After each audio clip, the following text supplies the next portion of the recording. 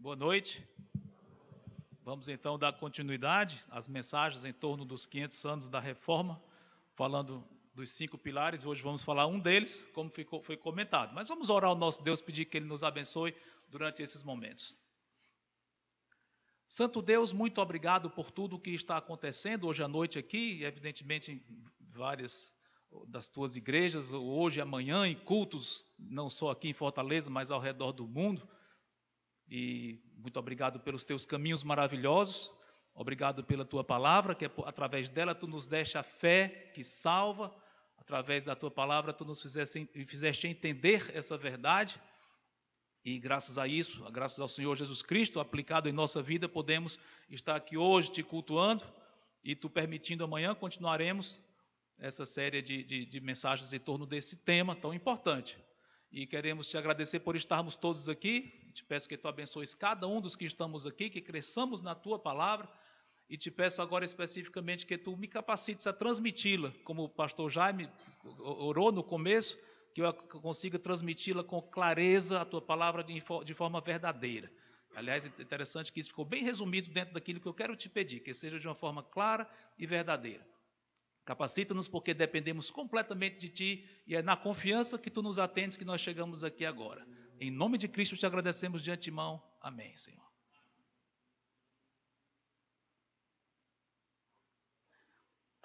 ...500 anos da Reforma, é isso que está sendo comemorado neste mês, e a menção específica, digamos assim, o marco para se comemorar essa época, é o dia 31 de outubro, na verdade será na próxima terça-feira, e como os irmãos devem saber, foi o dia que Martinho Lutero pregou as suas teses na porta da igreja de Wittenberg, essas teses em que ele estava externando ali publicamente a sua grande inconformação com o que havia sendo ensinado durante tanto tempo. A saber que a salvação não é pela fé somente, a salvação não é pela graça somente, a salvação não vem através das Escrituras somente, todas essas coisas que Lutero percebeu que não condiziam com as Escrituras. Então, em um certo momento de sua vida, ele colocou aquilo, externou, escreveu em forma de 95 teses, e o grande foco ali era contra a venda de indulgências da Igreja Católica, e fixou na porta da catedral lá de Wittenberg, num dia bem estratégico, porque o dia seguinte seria o dia de Todos os Santos, e muita gente iria afluir ali para aquela igreja. Então, era um meio rápido de verem aquilo ali e de ser ampliada aquela informação, que foi o que de fato aconteceu.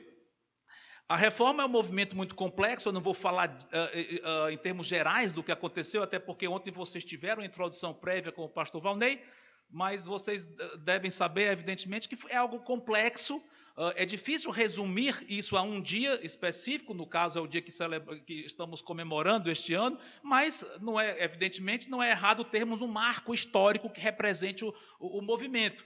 Mas ele é bem maior do que um dia específico, do que uma pessoa específica, por mais importante que tenha sido o papel de Lutero especificamente. Mas houve outros, inclusive antes mesmo dele, alguns já prepararam o terreno para a reforma, né? É interessante que o tema específico que nós estamos aqui abordando, sola fide, somente pela fé, é uma verdade das Escrituras, desde o início da era da igreja. Aliás, sempre foi, num certo sentido, sempre foi pela fé, mas enfocando mais a época do Novo Testamento, a fé especificamente no Senhor Jesus, como tendo morrido e ressuscitado, foi inaugurado na época do Novo Testamento, após a morte dele, o Evangelho. Então, desde o comecinho da era cristã, essa já foi uma verdade claríssima nas Escrituras, como só para citar um exemplo dela, Efésios 2, 8 e 9 não é o nosso tema, mas vamos abrir lá e ler rapidamente.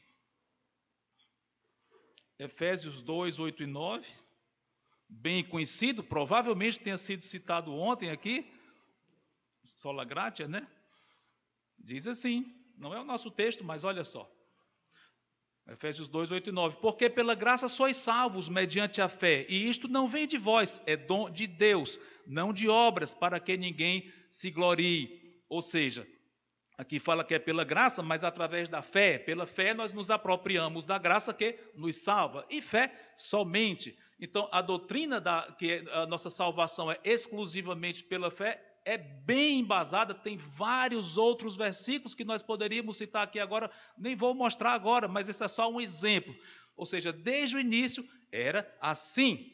Só que com o passar do tempo, o que aconteceu? As coisas foram mudando debaixo do sol e a igreja no começo era perseguida, mas houve um tempo, historicamente, houve uma época em que ela deixou de ser perseguida. Quando Constantino disse que se converteu, em 300 e pouco depois de Cristo, né, ele adotou o cristianismo e aprovou, liberou as pessoas a serem cristãs. Claro, não há nada de errado com isso, graças a Deus, ninguém quer perseguição, ninguém pede perseguição, e é muito bom que nós tenhamos liberdade de cultuar, com certeza. Porém, no caso do que aconteceu, o que foi que houve?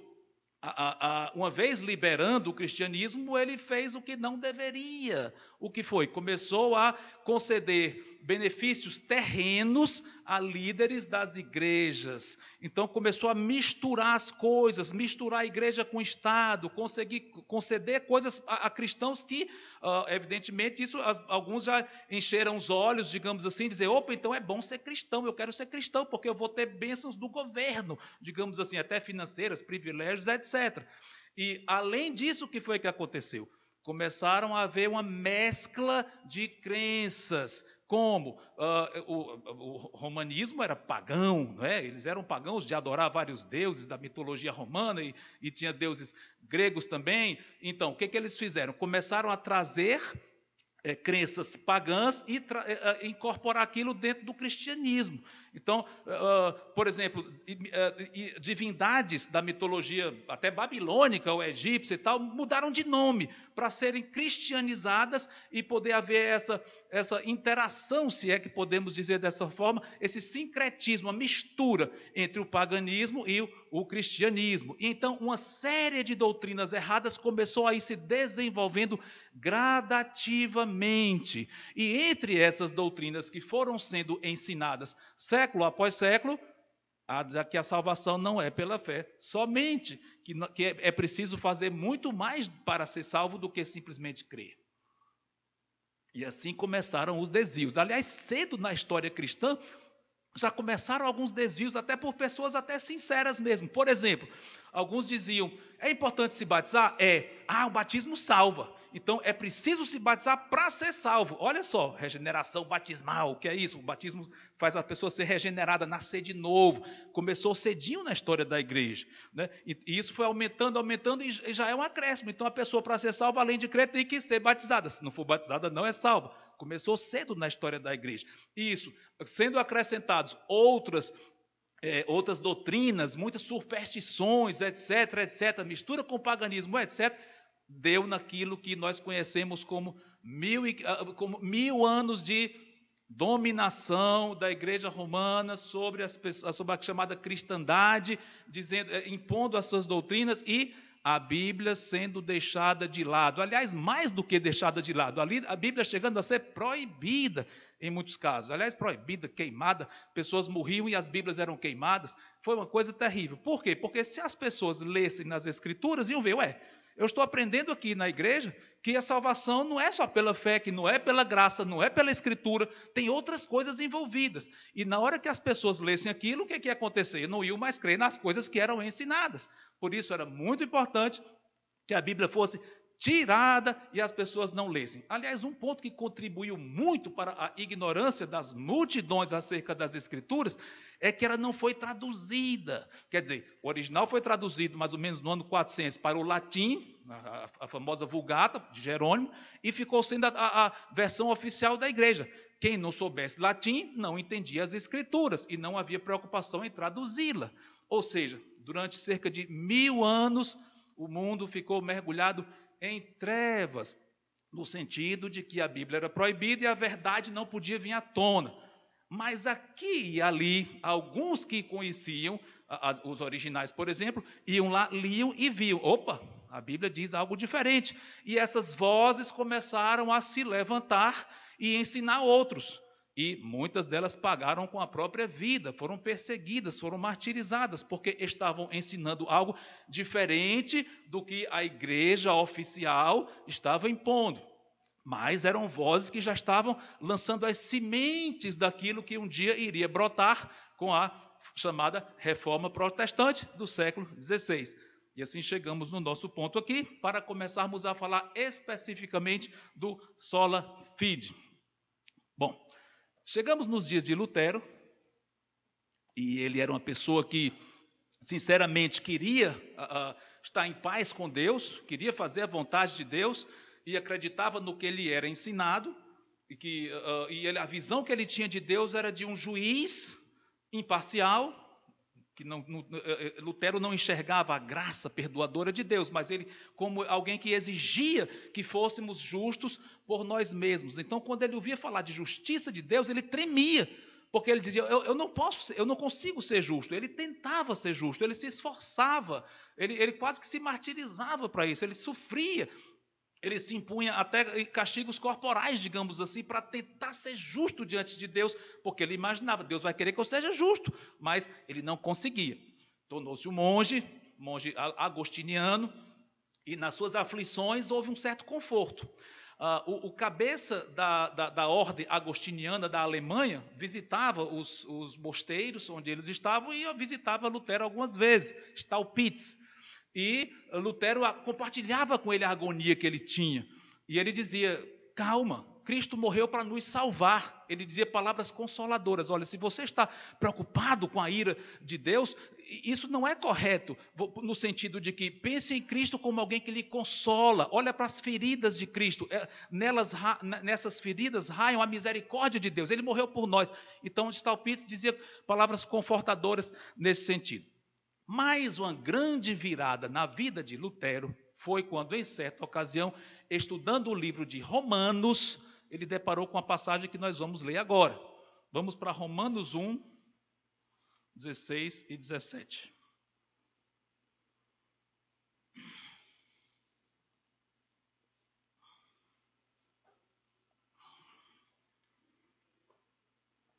Romanos 1, 16 e 17 diz assim: pois não me envergonho do Evangelho, porque é o poder de Deus para a salvação de todo aquele que crê, primeiro do judeu e também do grego.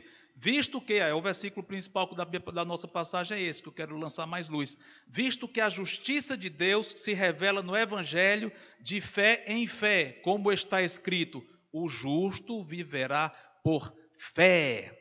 Interessante, ao ler essas palavras, aquilo impactou muito a Lutero, e ele começou a ver a verdade com a outra ótica, com a ótica verdadeira, né? Estou sendo bem, redundante aqui, mas ele começou a ver o que é correto da forma iluminada, da forma plena. Deus justifica a pessoa pela fé. A pessoa se torna ou é declarada justa diante de Deus, não por obras, não por algo que ela mereça, mas pela fé. E aquilo impactou profundamente a Lutero. A agonia saiu do coração dele, não sei se foi um momento específico ou um processo, não sei exatamente se aquilo foi a conversão dele ou foi dentro do processo de conversão, não sei, mas certamente a leitura desse versículo houve um impacto grande dele entender essa doutrina fundamental que nós somos salvos pela fé somente. Isso impactou tanto Lutero que na sua tradução da epístola aos Romanos houve alguma coisa interessante. Olha Romanos 3 e 28.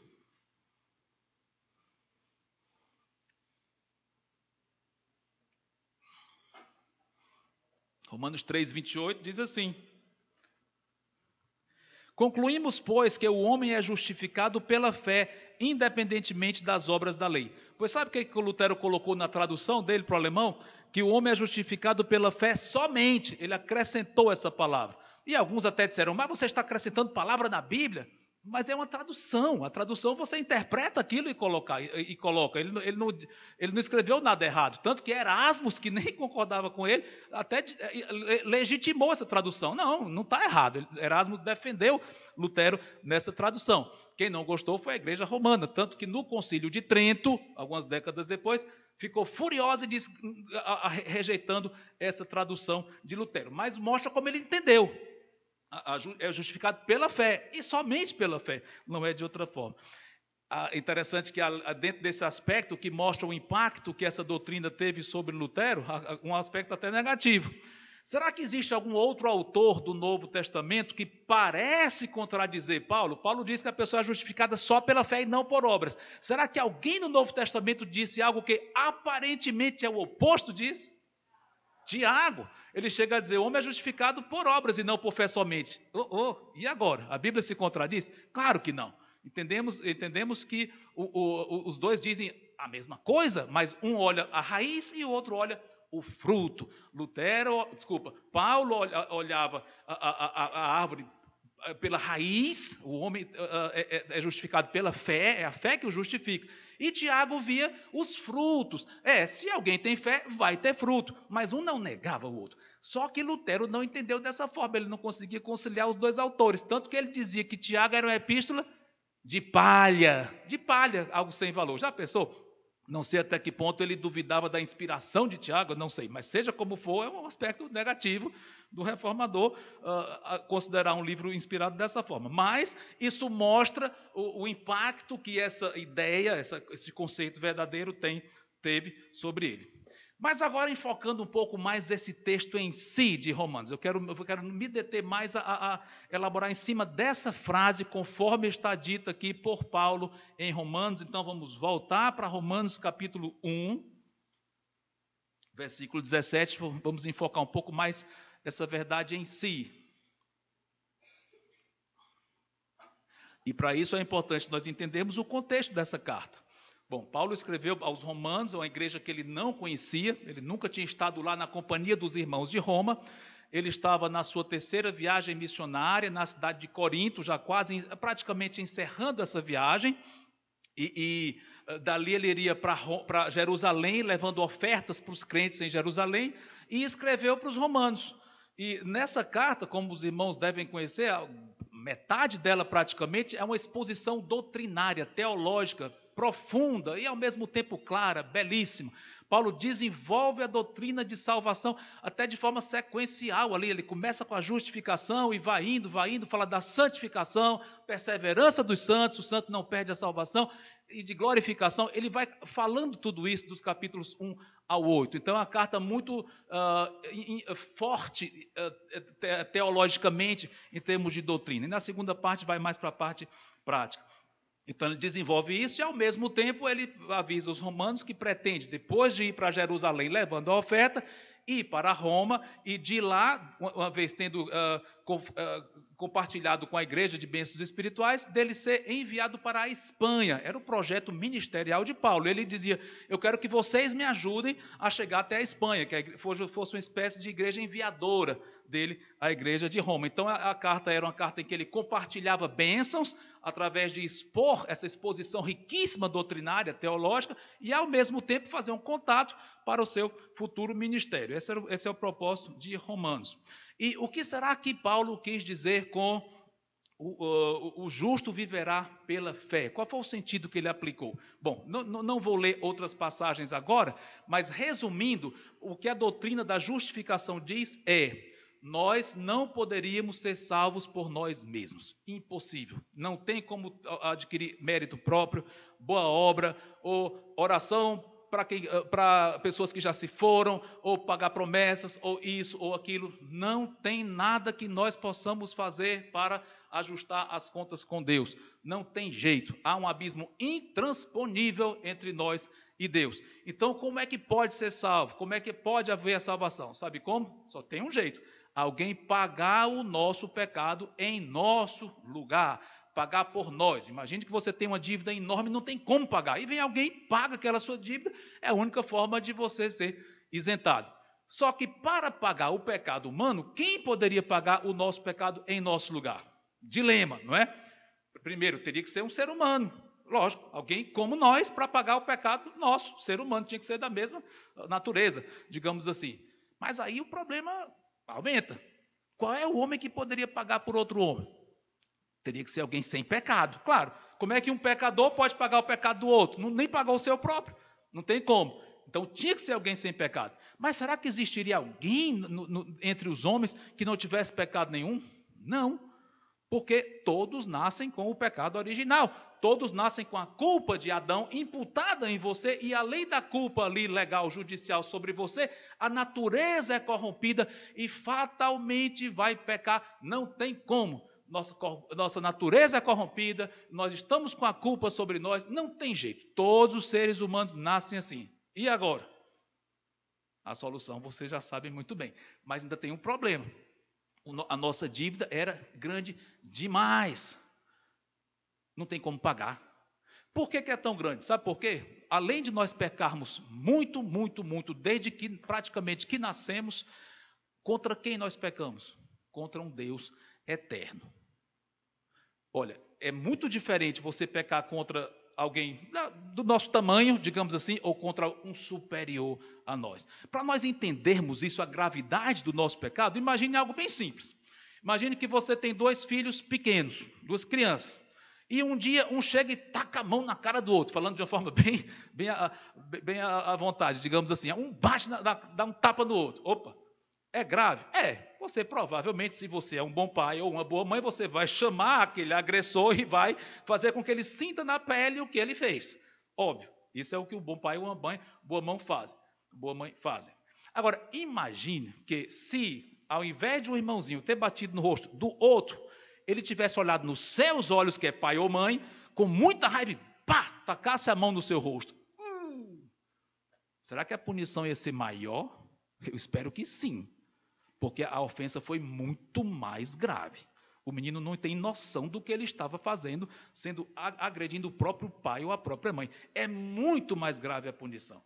Aliás, o princípio de desacato à autoridade não precisa nem descrever. É óbvio, a ofensa cometida contra alguém, quer dizer, ela varia, ela é maior ou menor, dependendo de quem é a pessoa que você está agredindo. Isso é evidente. Imagine isso em relação a Deus eterno. Quem ele é. Qualquer ofensa a ele é gravíssimo. E isso, irmãos, explica o porquê que a condenação do ser humano é eterna. Alguns poderiam pensar, olha, será que é justo isso? Imagine que alguém morreu com 50 anos de idade. 50 anos. Morreu e não era salvo. O que vai acontecer? Ele vai para a eternidade no inferno e depois no lago de fogo. Né? Mas foi só por 50 anos. Então, o justo não seria ele ficar 50 anos no inferno e depois era liberado? Porque ele pecou por 50 anos, então fica só 50 anos. Mas é a eternidade inteira por causa de poucos anos aqui. Por quê? Por causa da gravidade da nossa ofensa. Porque ela é cometida contra Deus, um Deus santo, quem ele é. Isso é que torna o nosso pecado gravíssimo. A situação está piorando, vocês concordam? A descrição que eu estou fazendo do tamanho da salvação que nós precisamos está nos fazendo ficar, se nós não soubéssemos a resposta, inquietos. Então a nossa culpa é grande demais. Quem poderia pagar? Ninguém poderia. Mas aí a solução que Deus idealizou, aliás, antes de criar tudo, ele já tinha idealizado isso, ele sabia tudo o que ia acontecer, a nossa queda, a nossa salvação, e idealizou um mecanismo, por assim dizer, de salvação. Sabe quem? Como é que pode? Todo homem peca, e tem que ser eterno. O filho dele iria se tornar um ser humano, o próprio Deus. Cristo, o Senhor Jesus, se tornou um ser humano, nasceu entre nós, continuou sendo Deus, evidentemente, a divindade não pode ser perdida, continua sendo eternamente Deus, mas ganhou uma nova natureza, homem, que ele não tinha antes da encarnação. Então ele passou a ser humano, tanto quanto nós, exceto que sem pecado, e ao mesmo tempo Deus. Por isso ele pôde pagar por nós, porque ele é um ser humano como você, não pecou de forma alguma e é ao mesmo tempo Deus. Ou seja, a oferta dele teria valor, peso de eternidade. Foi por isso que ele não precisou, para pagar o nosso pecado, ficar a eternidade toda no inferno. Ele não precisou disso. Ele nos livrou de uma eternidade toda no inferno, mas ele não precisou passar por isso. Por quê? Porque a morte dele, que durou pouco tempo ali, digamos assim, por pior que tenha sido, mas foi pouco tempo, alguns momentos ali na cruz do Calvário, cercada por horas na cruz, eu sei, mas a morte em si aconteceu naqueles momentos ali limitados. Aquela morte só teve efeito de nos livrar do inferno eterno. E isso, milhões de pessoas que viessem a ser dele. Só aquela morte foi necessária. E ele não precisou fazer mais nada por causa de quem ele é. E quem é que absorve isso? Quem é que assimila? Quem é que usufrui disso? É automático? É universal? Salvação universal? Universalismo? Então ele morreu por todos os homens no sentido efetivo? Todos são salvos? Claro que não. A Bíblia deixa muito claro que só aqueles que creem recebem essa salvação. Pela fé, sola fide, pela fé somente. Tem que crer. Então você pode, alguns talvez possam estar pensando, ai que bom que é só isso, porque todo mundo crê. Todo mundo diz, eu sou filho de Deus, moramos no país cristão, então, todo mundo crê em Cristo. Não é essa a fé que a Bíblia fala. Não é esse tipo de fé puramente intelectual, superficial, que diz que crê, mas nem conhece as Escrituras, que não se entregou de fato, que não conhece a vontade dele, que não abre mão de si próprio para fazer com que ele dirija tudo em nossa vida. Não é essa fé. A fé que salva é uma fé profunda. É uma fé que nos faz com que nós nos entreguemos completamente ao Senhor de uma vez para sempre. Nos abandonemos nos seus braços confiantemente. É tão forte essa fé que as figuras que o Senhor Jesus usa nas Escrituras para exemplificar essa fé são muito fortes. Quais seriam essas figuras? Algo que ele usa, algo que nós entendemos bem por causa do nosso dia a dia e que apontam, é uma espécie de metáfora para alguém que passa a crer verdadeiramente nele. Comer a carne dele, beber o sangue dele. Nós conhecemos bem essas imagens por causa da ceia. Quem é dele come a carne, óbvio, metaforicamente, bebe o sangue, metaforicamente, ou seja, fala de uma assimilação profunda. Nós cremos de tal forma que Cristo passa a fazer parte de nós o trazemos para a nossa própria alma de uma forma intensa. Isso é o que ocorre em nossa conversão, ou seja, é algo muito profundo. E essas pessoas que a Bíblia também diz, nascem de novo quando creem, essas são as que recebem sobre si os benefícios da morte de Cristo. São justificadas, são declaradas justas por Deus. Poderia dizer, elas são tornadas justas, mas na verdade elas não são tornadas na prática, porque continuamos pecadores. Por isso o melhor verbo eu entendo que seja, são declarados. Deus declarou justo aquela pessoa. Então a justiça de Cristo está sobre nós. Nosso pecado foi arrancado na hora que nós cremos e foi lançado nos ombros de Cristo, que ele já pagou há 2000 anos atrás. E a justiça dele é colocada em nós. Isso é a justificação pela fé. É muito profundo. Mas sabe de uma coisa? Agora já vou para outro ponto aqui, que aparentemente há um contraste com isso que estamos comentando, mas não é contraste não, nós vamos explicar melhor isso. Será que essa frase que Paulo usa aqui pode ser interpretada em outro sentido, que não anula esse? Será? Vamos voltar para lá, Romanos 1:17. Diz assim, a última frase, nós já lemos várias vezes, mas vou ler mais uma. O justo viverá por fé. Paulo está dizendo isso, ele que está criando essa frase ou ele está citando? Está citando, aliás, diz bem claramente, como está escrito. Ele está fazendo uma citação de um profeta do Antigo Testamento. Quem que ele está citando? Abacuque. E será que quando Abacuque citou essa frase, foi dizendo exatamente o que Paulo quis dizer? O que Paulo quis dizer foi, resumidamente, o que eu comentei aqui acerca de justificação pela fé. Mas quando Abacuque citou essa frase, será que foi do mesmo modo? Ou ele aplicou de outra forma? Vamos lá? Bom, aqui nós estamos viajando no tempo, nós viajamos 2000 anos atrás, estamos aqui vendo Paulo escrevendo Romanos, né? Agora vamos mais 600 anos para trás, vamos voltar no tempo mais 600 anos, vamos para os dias de Abacuque. E aproveitar e abrir lá no livro de Abacuque. Não vou demorar muito lá não. Mas vamos lá.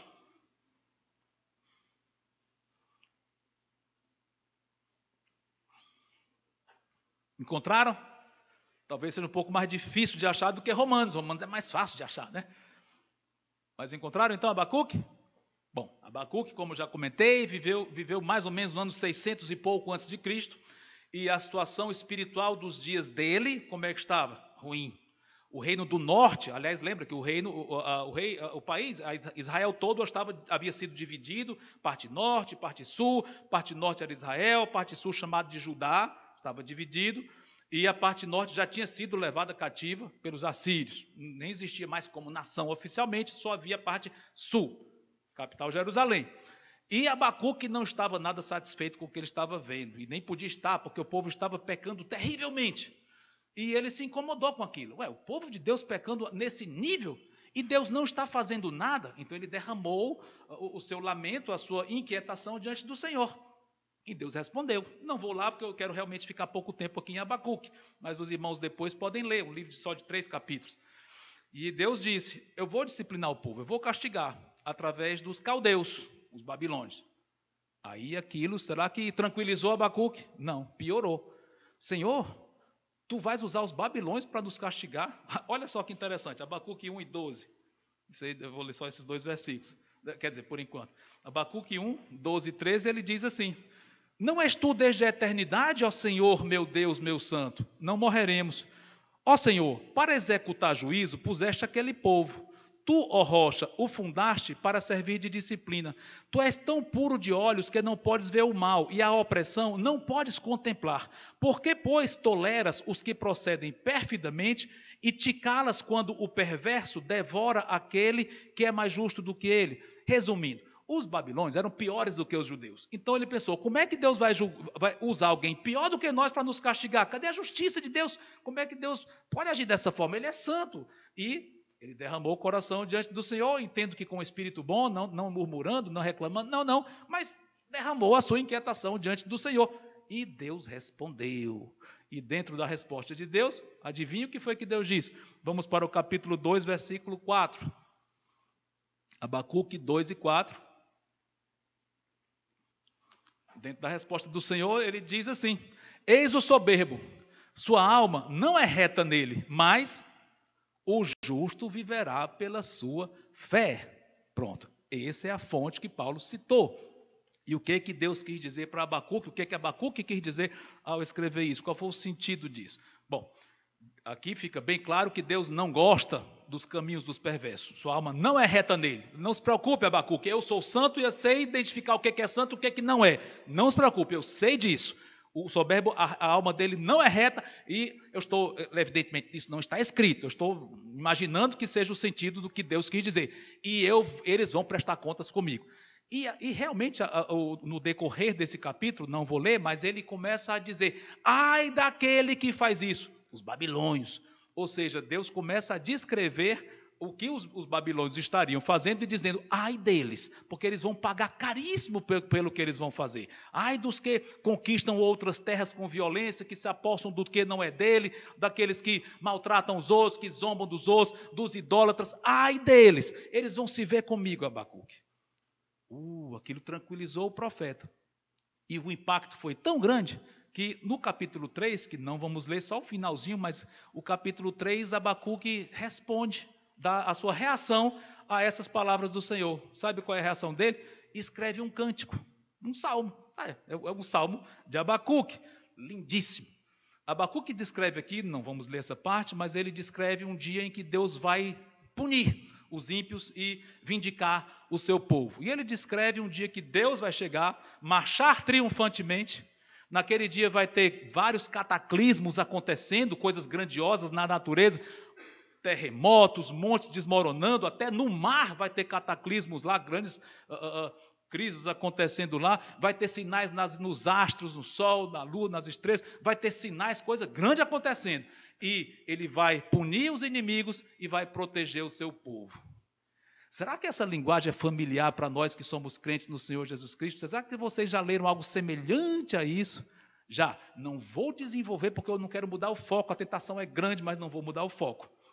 Mas parece muito com a vinda de Cristo, com a segunda vinda, não o arrebatamento da igreja. Ele arrebata, depois volta. A segunda vinda é muito parecida. Eu acho que Abacuque teve uma visão do que vai acontecer na segunda vinda e é o que ele descreve aqui. Mas seja como for, dentro do nosso propósito, Abacuque está muito satisfeito com o que ele viu. Realmente, dias difíceis viriam, os babilônios viriam, iam destruir muita coisa, iam passar problemas, mas um dia Deus ia realmente recompensar o seu povo e os ímpios iriam prestar contas com ele. E o resultado, na vida do próprio Abacuque, os versículos finais, olha o versículo 3, quer dizer, capítulo 3, versículo 17. Belíssimo isso aí. Abacuque 3, 17 a 19. Ainda que a figueira não floresça, nem haja fruto na vide, ou seja, não tem uva. O produto da oliveira minta, não tem azeitonas. Os campos não produzam mantimento. As ovelhas sejam arrebatadas do aprisco e nos currais não haja gado, ou seja, caos. Israel vivia da agricultura, da pecuária, tudo. E imagine, um ano em seca ou com essas coisas sendo tiradas, era caótico, era catastrófico. E ele diz, mesmo que aconteça essas coisas, ia acontecer, qual era a reação dele? Versículo 18. Todavia, eu me conformo no Senhor, não é isso? Não, eu me alegro no Senhor, exulto no Deus da minha salvação. Olha só. E o 19, o Senhor Deus é a minha fortaleza e faz os meus pés como o da corça e me faz andar altaneiramente. Que impacto aquela revelação teve sobre a vida de Abacuque. Senhor, pode ser que eu enfrente problemas aqui, o teu povo vai enfrentar problemas, mas eu sei o que tu vais fazer mais para frente, escatologicamente.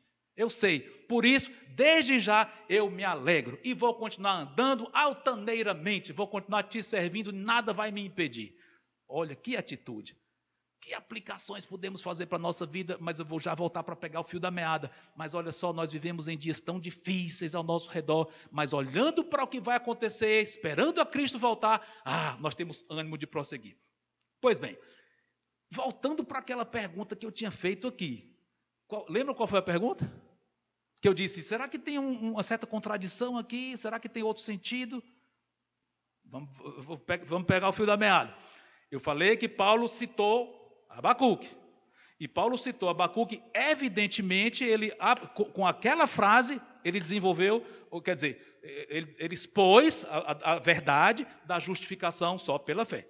Mas como foi que Abacuque usou essa mesma frase? Foi no mesmo sentido?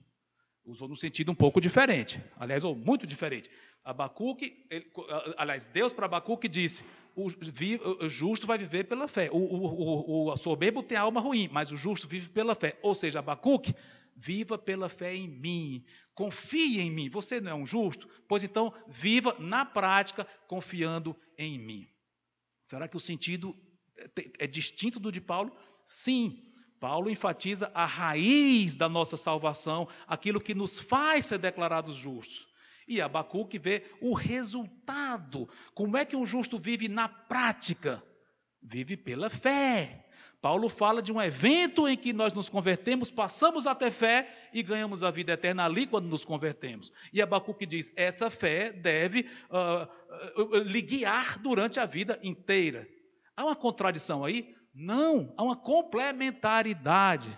Interessante, ao dizer isso, eu não estou afirmando, irmãos, que, olha, o Antigo Testamento dizia uma coisa, mas os autores do Novo interpretavam tudo diferente e tudo bem. Não é isso. Aliás, existe uma grande polêmica, essa questão de como é que o Novo Testamento usa o Antigo. Será que eles mudavam completamente o sentido aleatoriamente? E outros dizem, não, eles dizem exatamente o que o autor original diz. Não vou entrar nos méritos, mas seja o que for, o que está diante dos nossos olhos Abacuque usou num sentido e Paulo usou no outro, que não se contradizem, pelo contrário, se complementam. E, curiosamente, essa frase, Abacuque 2:4, ela é citada 3 vezes no Novo Testamento. 2 vezes por Paulo, uma está onde? Romanos 1:17, é o nosso texto. Outra em Gálatas, sentido bem parecido. Mas a outra vez que ela é citada é pelo autor de Hebreus, no sentido igual ao de Abacuque. O justo vive pela fé na prática. Como é que agora vamos juntar tudo isso e concluir? Sabe de uma coisa?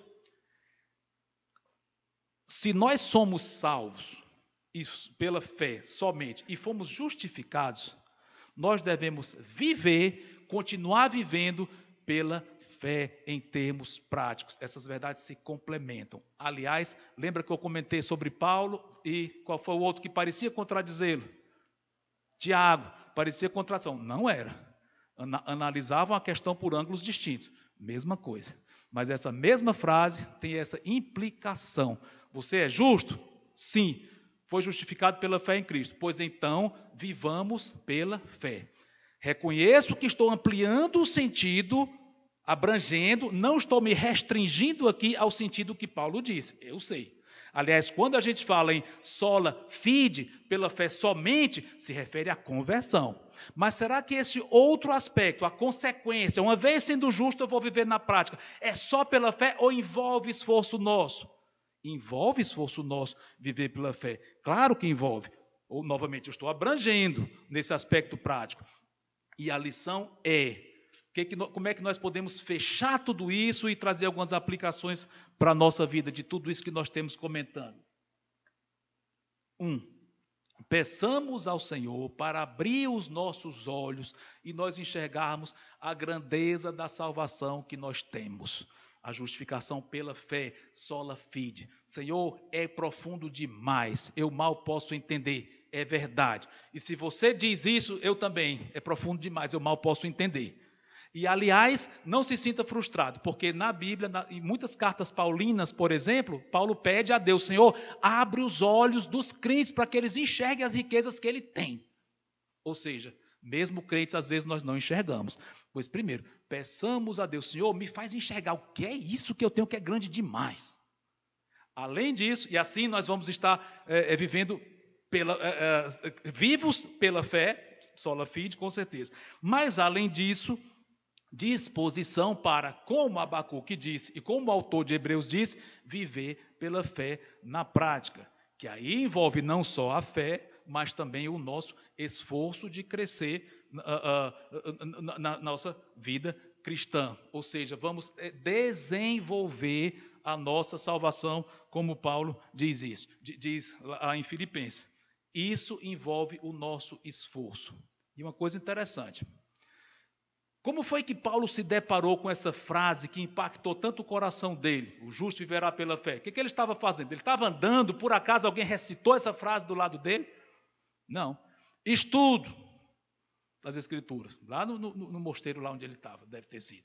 Estudando, mergulhando fundo. Deu trabalho? Claro que deu. Aliás, você quer crescer no conhecimento das Escrituras? Quero. Pois arregace as mangas, no sentido metafórico, literalmente não precisa, mas arregace as mangas, dá trabalho, dá. Mas não é tão gostosa a leitura das Escrituras? Nem sempre. Às vezes nós vamos ler a Bíblia, estamos cansados, ou preocupados com alguma coisa, ou distraídos com alguma coisa, nossa carne odeia, óbvio, nossa carne, o nosso pecado odeia a Bíblia, e às vezes você vai ler e é difícil. Você está distraído demais e pensa: eu não sou digno de ler agora, eu estou tão preocupado com alguma coisa que eu não vou ler. Pronto, vou deixar para quando eu estiver bem tranquilo, aí eu vou ler. Não vai ler nunca. Mas, às vezes, envolve esforço grande, mental, emocional, de você dizer: eu vou ler. Senhor, me ajuda. Começa a não estar entendendo nada, mas continua, não desista. E você vai ver se Deus não vai iluminar os seus olhos para enxergar a verdade. Mergulhe fundo. O que tiver ao seu alcance de ferramenta, vá fundo. Você vai conhecer muito mais das Escrituras, pois peça a Deus para lhe ajudar nisso, que nem ele fez com Lutero. E, finalmente, isso que aconteceu com Lutero impactou, num certo sentido, o mundo, não foi? Foi. Olha só, talvez ele nem imaginasse o impacto que a obra dele teria. Pois faça assim: Senhor, eu quero aprender as Escrituras, para a tua glória. Já pensou se Lutero tivesse lido isso, Romanos 1,17, vibrou, se converteu, ou antes ou depois, não sei, mas pronto, e ficou quieto. Tivesse ficado quieto, não tinha tido nem reforma, a gente nem estaria aqui agora, do jeito que aconteceu. Não teria nem razão, não teria sentido essa conferência, porque não tinha tido reforma. Claro, eu sei que houve outras pessoas, outros fatores, eu sei, mas não teria sido exatamente como foi. Mas porque Lutero resolveu: eu vou levar à frente isso que eu aprendi, aliás, correndo o risco de ser morto, mas eu vou levar à frente. Eu não posso ficar com essa verdade só para mim, eu vou ter que falar, enfrentando as trevas como vocês sabem que ele enfrentou. Mesma coisa. Diga: Senhor, já pensou se nós lêssemos, entendêssemos a verdade e ficássemos quietos? Não. Senhor, eu quero divulgar a tua palavra. Eu quero pregar, evangelizar, e também para crentes, edificar os crentes, talvez em aula da EBD, talvez em discipulado, na OANCE, ou em programações da mocidade, seja o que for. Eu quero falar de ti, Senhor, talvez em conversas pessoais com seus irmãos. Eu quero falar de ti, eu quero explicar o que eu aprendi da tua palavra. Faça isso. Aí nós vamos estar agindo que nem Lutero agiu, porque ele leu o que Paulo tinha escrito 1500 anos antes, que tinha citado Abacuque 600 anos antes. Façamos isso. Senhor, abre o meu coração para entender a grandeza da salvação que eu tenho. Abre o meu coração para entender a tua palavra, no máximo que eu conseguir, e me dá coragem, força, alegria, ânimo para divulgar a tua palavra. Pode ser que os efeitos sejam bem menores do que o de Lutero, tudo bem, que seja. Mas se você edificar, ou Deus usar sua palavra para converter pessoas, 10 pessoas que sejam, olha, não questione assim, é muito menor do que Lutero, não faça isso não. Quem vai decidir o valor do que você fez é Deus. Não se surpreenda se com o seu ensino, a sua exortação, poucas pessoas foram edificadas ou se converteram. E Deus vai lhe galardoar, talvez igual ele vai galardoar Lutero. Eu não sei. O critério é dele. Mas não se desanime. Diga, Senhor, eu quero te servir. Se o que eu aprender da tua palavra é edificar uma pessoa e é o que tu queres para mim, amém. Se for 100 pessoas ou 1000, hoje na internet é facílimo, que seja. Mas, Senhor, usa. Pois façamos isso. E isso nós vamos estar usufruindo da melhor forma possível o Sola Fide, que é o nosso assunto aqui. Nós vamos estar agradando o nosso Deus, o nosso Pai, o nosso Senhor Jesus Cristo, que morreu por nós para que fôssemos justos e fizéssemos a obra dele aqui. Amém? Santo Deus, muito obrigado pela tua palavra, como tu és fiel e maravilhoso. Aplica em nossos corações, em nome de Cristo. Amém.